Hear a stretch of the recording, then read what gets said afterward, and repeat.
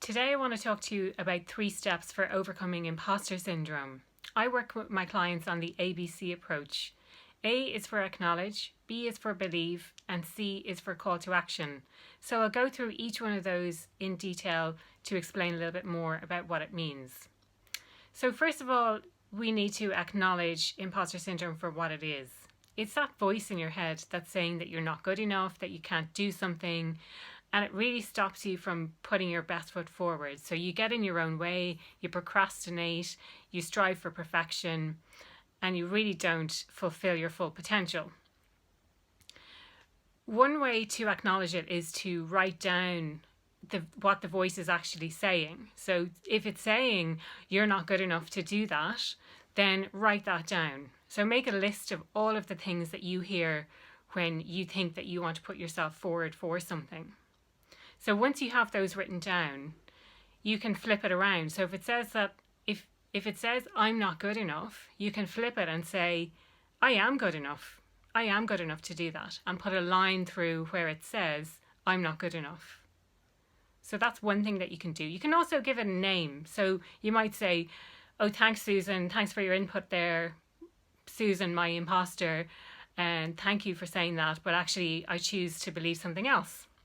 And that takes us on to our next tip, which is believe. So it's really about fundamentally believing that you have what it takes to do what it is that you're doing.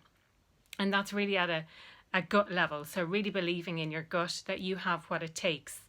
Sometimes people really struggle with this. So really feeling that they're good enough to do it. And if that's the case, then you can reach out to someone who you trust. So you could say, you could talk to your boss about getting some encouraging feedback, some constructive feedback. What areas do you need to improve in? But more importantly, what it is that you're doing really well. Why did you get promoted? Why did you get hired? Things like that. You don't have to say I'm suffering from imposter syndrome, but you might just look to get some encouraging feedback. You can also ask a trusted friend if you don't feel comfortable bringing it up in a work situation as well. So that might really help.